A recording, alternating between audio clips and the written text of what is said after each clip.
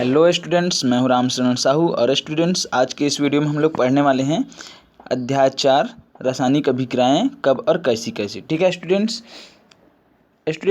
अध्याय शुरू करने से पहले एक बात समझ लीजिए, यहाँ पर है ना, एक बात बोल देना चाहता हूँ आप लोगों को कि आप लोगों की जो है जब नेक्स्ट क्लास होगी, ठीक है, नेक्स्ट क्लास होगी तब आप लोगों का जो है टेस्ट रहेगा, जिसमें अध्याय 2 संश्लेषित रेशे और प्लास्टिक का जो है क्या रहेगा, टेस्ट रहेगा। ओके स्टूडेंट्स, तो आप जो है तैयारी करके रखेंगे जब नेक्स्ट क्लास होगी, मतलब मंगलवार को, है ना।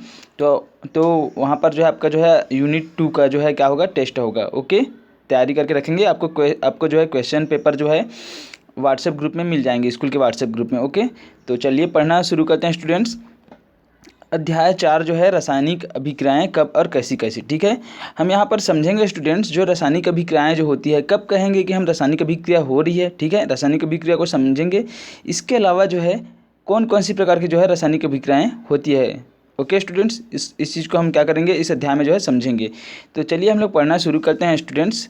सबसे जो पहला जो हमारा जो टॉपिक है वो है रासायनिक परिवर्तन। ठीक है, हम अपने आसपास में स्टूडेंट बहुत सारे जो है क्या देखते हैं, रासायनिक परिवर्तन देखते हैं। ठीक है स्टूडेंट्स, तो यहाँ पर हम समझेंगे कौन सा जो है रासायनिक परिवर्तन है और कौन सा जो है भौतिक परिवर्तन है, इस चीज़ को हम समझेंगे। ठीक है स्टूडेंट्स, आप अपने आसपास में जो है बहुत सारे जो है परिवर्तन देखते हैं, जैसे कि यहाँ पर उदाहरण के रूप में दिया है, बर्फ़ का पिघलना है ना, लोहे पर जंग लगना है, रासायनिक जो साइकिल के टायर का घिस जाना है, भोजन का सड़ना है, घड़े का टूटना है ना।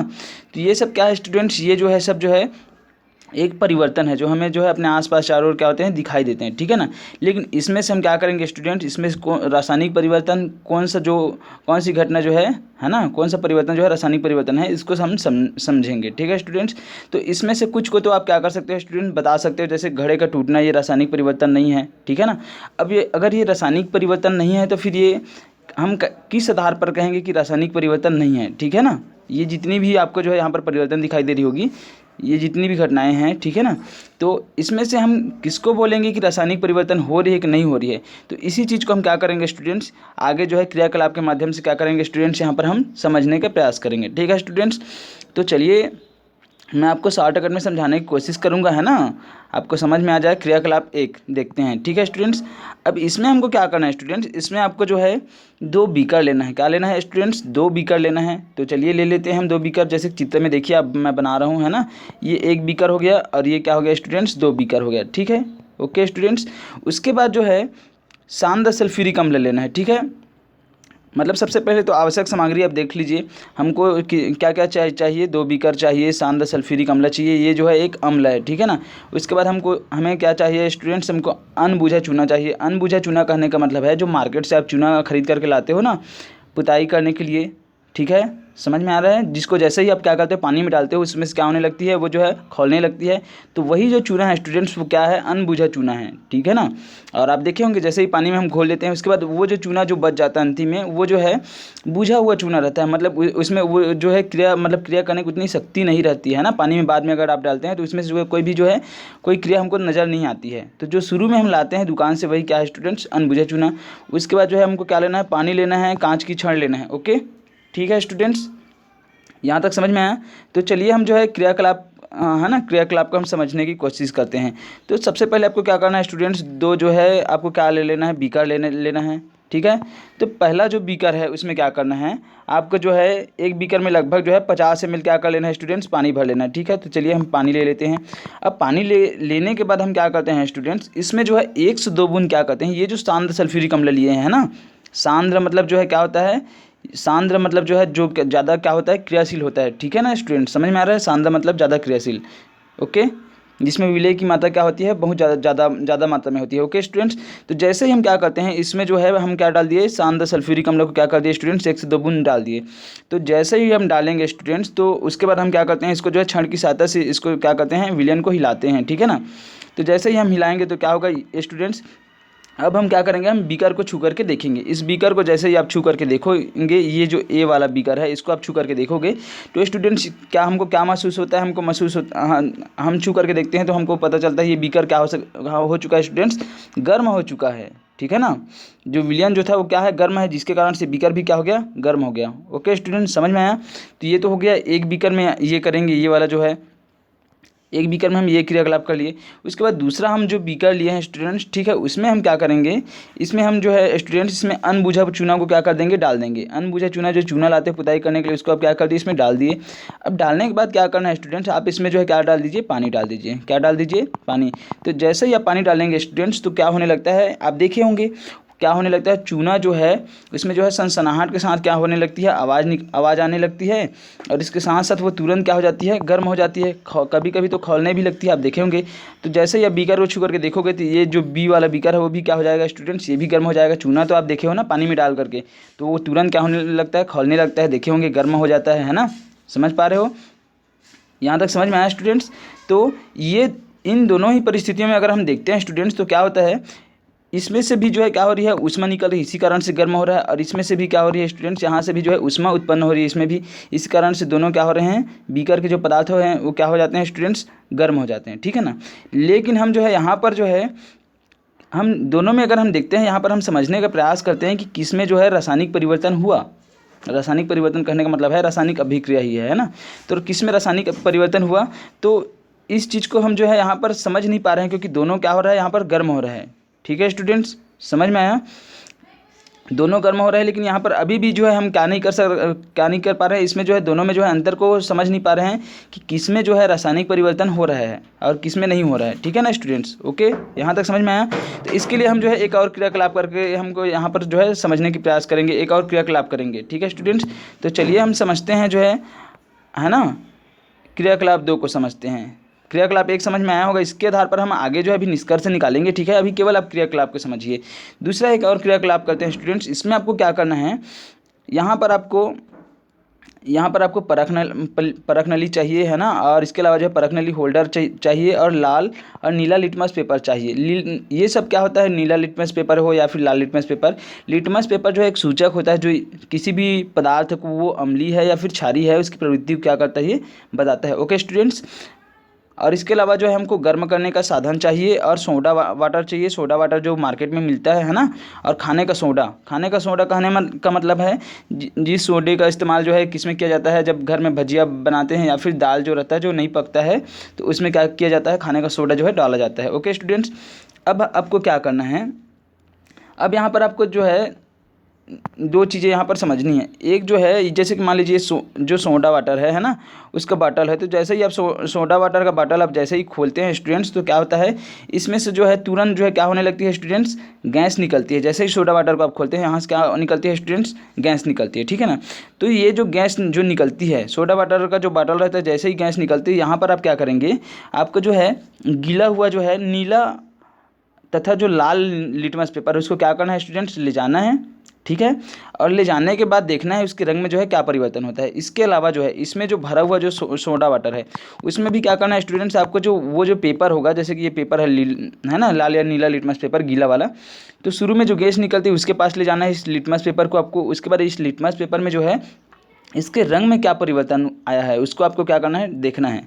इसके बाद जब हम गैस का जो है परीक्षण कर लेते हैं उसके बाद आपको क्या करना है, इसमें जो सोडा वाटर जो भरा हुआ है ना, इसमें भी आपको क्या करना है, फिर से जो है क्या करना है, दोनों लिटमस पेपर को क्या करना है, इसमें जो है डुबा करके आपको जो लिटमस पेपर में जो के रंग में जो परिवर्तन होगा उसको क्या करना है, नोट करना है या फिर देखना है। समझ में आया स्टूडेंट्स। अब इसके आधार पर आप क्या करना है स्टूडेंट्स, आप जो है चेक करेंगे कि क्या जो सोडा वाटर जो है, ठीक है ना, जो सोडा वाटर है क्या उसमें जो है उसके रंग में परिवर्तन आया, ठीक है ना, क्या उसके रंग में क्या परिवर्तन आया। ठीक है, और उसके आधार पर आप क्या करेंगे, आप जो है उसकी प्रवृत्ति को आप जो है जांच करेंगे क्या वो अम्लीय प्रवृत्ति की है या फिर क्षारीय प्रवृत्ति की। ओके स्टूडेंट्स, समझ में आया यहाँ तक। उसके बाद जो है आपको जो है इसी में जो है दूसरा क्या करना है, आपको दूसरा ये करना है स्टूडेंट्स, आपको जो है जो खाने का जो सोडा जो रहता है ना, खाने का जो सोडा रहता है उसको क्या करना है, जो खाने का जो सोडा रहता है स्टूडेंट्स, आपको इसको क्या करना है, जो खाने का जो सोडा है उसको सबसे पहले तो आपको क्या करना है, जो खाने का सोडा जो रहता है उसको एक जो है कड़े कांच की एक परख नली में जो है खाने का सोडा क्या करना है, लेना है। ठीक है, तो ले लिए खाने का जो सोडा रहता है उसको ले लिए। लेने के बाद क्या करना है स्टूडेंट्स, आपको जो है यहाँ पर गर्म करना है। ठीक है, तो आप क्या कर दिए, यहाँ पर जो है उसको जो है गर्म कर दिए। ठीक है, क्या कर दिए स्टूडेंट्स, गर्म कर दिए। तो जैसे ही आपको जो है क्या करते हैं, खाने का जो सोडा रहता है उसको गर्म करते हैं, और गर्म करने के बाद जैसे ही गर्म करते हैं स्टूडेंट्स, यहाँ से जो है एक गैस निकलती है। क्या निकलती है, गैस। तो गैस के पास भी क्या करना है आपको, जो है ये जो लिटमस पेपर जो है लाल तथा नीला लिटमस पेपर, इसको क्या करना है आपको जो है गैस के समीप ले जाना है और चेक करना है जो निकलने वाली जो गैस है क्या वह जो गैस जो है क्या वह जो है अम्लीय है या फिर क्षारीय है। ओके स्टूडेंट्स, इसके अलावा जो है जो खाने का सोडा जो है उसके पास क्या करना है, जो खाने का जो सोडा रहता है उसको जो है, ये तो गैस वाली बात हो गई, इससे पहले जो है क्या करना है, जो खाने का जो सोडा रहता है उसके पास क्या करना है आपको जो है, उसके पास जो है ये जो लिटमस पेपर है लाल अथवा नीला लिटमस पेपर जो, तो उसको जो है जो लिटमस पेपर जो है उसको गीला अवस्था में है ना, गीला करके जो है क्या करना है आपको जो है इस खाने के सोडा के समीप ले जाना है, ठीक है, और चेक करके देखना है कि खाने का सोडा जो है वो नॉर्मल अवस्था में क्या अम्ल है या फिर अम्लीय प्रवृत्ति की है अथवा क्षारीय प्रवृत्ति की। ठीक है स्टूडेंट्स, तो चलिए समझते हैं, है ना। उसके बाद क्या करना है आपको, ऐसा जो है करने के बाद आपको क्या करना है स्टूडेंट्स, यहाँ पर जो है आपको सारणी 4.1 में भरना है। तो चलिए हम लोग समझते हैं स्टूडेंट्स। तो यहाँ पर समझिए, अब पहला देखते हैं हम सोडा वाटर, ठीक है ना। तो सोडा वाटर में निकलने वाली गैस है ना, यहाँ पर हम चेक करेंगे लिटमस के साथ जो है परीक्षण कर रहे हैं निकलने वाली गैस का। तो जो निकलने वाली गैस होती है स्टूडेंट सोडा वाटर में वो रहती है कार्बन डाइऑक्साइड, ठीक है। तो कार्बन डाइऑक्साइड की जो प्रवृत्ति होती है वो स्टूडेंट्स वो होती है अम्लीय, क्या होती है, अम्लीय। ओके स्टूडेंट्स, उसके बाद जो सोडा वाटर जो रहता है उसकी प्रवृत्ति भी कैसी होती है, उसकी प्रवृत्ति भी होती है स्टूडेंट्स अम्लीय, जब हम लिटमस पेपर से चेक करते हैं तो, है ना, समझ में आया। उसके बाद स्टूडेंट्स अब खाने का जो सोडा है उसकी बात करते हैं हम, तो उसका भी जब हम परीक्षण करते हैं लिटमस पेपर से, तो खाने का जो सोडा जो रहता है स्टूडेंट्स, तो खाने का सोडा जो होता है वो कैसा होता है, वो जो है क्षारीय होता है, कैसा होता है, क्षारीय प्रवृत्ति की होती है, ठीक है ना, खाने का सोडा जो है। और जो निकलने वाली गैस जो होती है, तो खाने का जो सोडा होता है उसमें भी जो है कार्बन डाइऑक्साइड गैस निकलती है। कौन सी गैस निकलती है, कार्बन डाइऑक्साइड गैस। तो निकलने वाली जो गैस होती है वो कैसी होती है स्टूडेंट्स, अम्लीय प्रवृत्ति की होती है। कैसी प्रवृत्ति की होती है, अम्लीय प्रवृत्ति की होती है। ओके स्टूडेंट्स, समझ में आया। अब उसके बाद जो है यहाँ पर जो है कुछ क्वेश्चन पूछा जा रहा है, इस क्रियाकलाप की दोनों स्थितियों में क्या अंतर दिखाई देता है, क्या आप यह बता सकते हैं कि किस स्थिति में नया पदार्थ बना।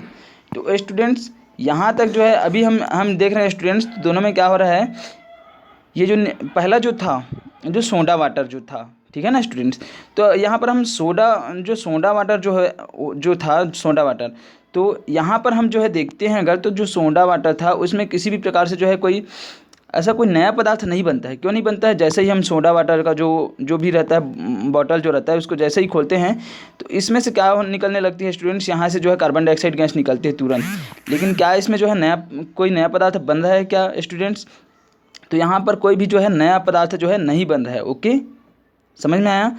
जो सोडा वाटर जो रहता है जैसे ही उसको हम खोलते हैं तो उसमें हमें कोई परिवर्तन दिखाई देता है, वहाँ से जो है कार्बन डाइऑक्साइड गैस निकलती है तुरंत, ठीक है ना। तो यहाँ पर नया पदार्थ नहीं बनता है। लेकिन जो खाने का जो सोडा रहता है स्टूडेंट, खाने का जो सोडा रहता है, तो इसको जैसे ही हम क्या करते हैं, जैसे ही गर्म करते हैं, तो गर्म करते हैं तो उसमें जो है कुछ नया पदार्थ बनता है। समझ में आया स्टूडेंट्स, समझ पा रहे हो। ओके, है ना। तो नया पदार्थ किसमें बनता है, जो खाने का सोडा रहता है उसमें। इसके बाद जो है अब हम जो क्रियाकलाप किए थे, जो पहला और दूसरा जो क्रियाकलाप किए थे उसमें हम समझने का प्रयास करेंगे कि किन स्थितियों में जो है किसमें जो है रासायनिक परिवर्तन हो रहा है और किसमें नहीं हो रहा है। तो पहला जो हम क्रियाकलाप किए थे जिसमें हम क्या किए थे स्टूडेंट्स, जैसे ही जो पहला हम क्रियाकलाप किए थे तो जिसमें पहले में क्या किए थे, हम पानी लिए थे 50 ml और इसमें क्या किए थे, 1-2 बूंद क्या कर दिए थे, सल्फ्यूरिक अम्ल को हम डाल दिए थे। तो जैसे सल्फ्यूरिक अम्ल को डाले थे तो ये बीकर क्या हो गया था स्टूडेंट्स, गर्म हो गया था, क्योंकि उसमें उत्पन्न हो गई थी। समझ में आ रहा है ना स्टूडेंट्स। लेकिन यहाँ पर हम देखने वाली बात यह है स्टूडेंट्स कि यहाँ पर जो है गर्म जरूर हो रहा है, ये बीकर जो है गर्म हो रहा है, ठीक है ना, और यहाँ से ऊष्मा उत्पन्न हो रही है सल्फ्यूरिक अम्ल को पानी में डालने पर, जो क्रियाकलाप 1 देखे थे पहला में उसमें। लेकिन यहाँ पर क्या होता है स्टूडेंट्स, ये जो है ये केवल भौतिक परिवर्तन है। क्यों भौतिक परिवर्तन है, क्योंकि इसमें कोई भी नया पदार्थ जो है नहीं बनता है स्टूडेंट। इसी कारण से क्या है स्टूडेंट्स, ये जो है एक भौतिक परिवर्तन है। ओके, अब उसके बाद जो है हम दूसरा जो है क्रियाकलाप देखे थे जिसमें हम क्या किए थे स्टूडेंट्स, जो दूसरा हम जो है क्रियाकलाप कर रहे थे उसमें हम लोगों ने देखा था, एक तो हम ये देख लिए थे, एक में पानी में सल्फ्यूरिक अम्ल वाला, और दूसरा हम लोग देखे थे स्टूडेंट्स, जैसे ही हम क्या करते हैं, जैसे ही हम जो है बूझा चूना को लेते हैं, किसको लेते हैं स्टूडेंट्स, बूझा चूना को। दूसरा क्रियाकलाप देखे थे ना, तो बूझा चूना को लेते हैं और बूझा चूना को लेने के बाद क्या करते हैं स्टूडेंट्स, इसमें पानी डाल देते हैं। जैसे ही हम पानी डालते हैं तो इसमें जो है क्या होने लगती है, सनसनाहट के साथ आवाज़ आती है और ये जो है तुरंत क्या हो जाती है, गर्म हो जाती है। ये जो बीकर जो रहता है तुरंत क्या हो जाती है, गर्म हो जाती है। अब यहाँ पर ऊष्मा भी उत्पन्न होती है। लेकिन इसमें क्या होता है स्टूडेंट, इसमें जो है एक नया पदार्थ बनता है। क्या बनता है स्टूडेंट्स? नया पदार्थ बनता है, जिसके आधार पर हम कहते हैं कि इसमें जो है रासायनिक परिवर्तन हो रही है। क्या हो रही है? रासायनिक परिवर्तन, ठीक है ना। ओके स्टूडेंट्स, इसके आधार पर हम कहते हैं इसमें जो है रासायनिक परिवर्तन हो रही है, ठीक है स्टूडेंट्स। और रासायनिक परिवर्तन को ही हम क्या बोलते हैं स्टूडेंट्स? उसी को हम रासायनिक अभिक्रिया बोलते हैं। क्या बोलते हैं? रासायनिक अभिक्रिया बोले या फिर रासायनिक परिवर्तन बोले, दोनों एक ही है। ओके स्टूडेंट्स, तो इससे हमको पता चलता है, यहाँ पर हमको जो है एक आधार मिल जाता है कि हम किसको जो है रासायनिक परिवर्तन कहेंगे या फिर रासायनिक अभिक्रिया कहेंगे, ठीक है स्टूडेंट्स। तो अगर कोई भी ऐसा परिवर्तन जिसमें क्या होता है, कोई नया पदार्थ बनता है, ओके स्टूडेंट्स, कोई भी ऐसा परिवर्तन जिसमें नया पदार्थ बनता है, रासायनिक परिवर्तन उसे रासायनिक वो जो परिवर्तन रहता है उसको रासायनिक परिवर्तन बोलते हैं या फिर रासायनिक अभिक्रिया भी बोलते हैं। ओके स्टूडेंट्स, समझ में आया क्या है? अगर रासायनिक अभिक्रिया की जब भी बात आएगी तो वहाँ पर आपको जो है एक चीज़ जो है ध्यान देना है कि अगर उस परिवर्तन में या फिर उस अभिक्रिया में कोई नए पदार्थ का क्या हो रहा है, निर्माण हो रहा है, तब उसी को हम बोलेंगे स्टूडेंट्स, तब उस अभिक्रिया या फिर उस परिवर्तन को बोलेंगे रासायनिक परिवर्तन। ओके स्टूडेंट्स, ये जो है क्या है, ये जो है बेस है। मतलब जो है आपको अगर समझना है कि रासायनिक परिवर्तन हो रहा है कि नहीं हो रहा है, तो आपको वहाँ पर देखना पड़ेगा क्या कोई नया पदार्थ बन रहा है रासायनिक अभिक्रिया के पश्चात। अगर बन रहा है तो हाँ, इसमें जो है क्या हो रहा है, रासायनिक परिवर्तन हो रहा है या फिर रासायनिक अभिक्रिया हो रही है, ठीक है स्टूडेंट्स। उसके बाद जो है ये तो मैं समझा चुका था कि कौन सा जो है अम्लीय होगा, कौन सा क्षारीय होगा, ठीक है स्टूडेंट्स। अब हम जो सोडा वाटर है ना, जो बोतल जो थी, तो हम लोग देख लिए थे कि जो सोडा वाटर जो होता है वहाँ पर जो है कोई भी रासायनिक अभिक्रिया नहीं होती, बल्कि वो जो है एक भौतिक परिवर्तन है, क्योंकि वहाँ पर कोई नया पदार्थ नहीं बनते हैं। किंतु जो खाने का जो सोडा रहता है स्टूडेंट्स, तो खाने का जो सोडा रहता है उसमें वहाँ पर क्या होती है, रासायनिक अभिक्रिया होती है।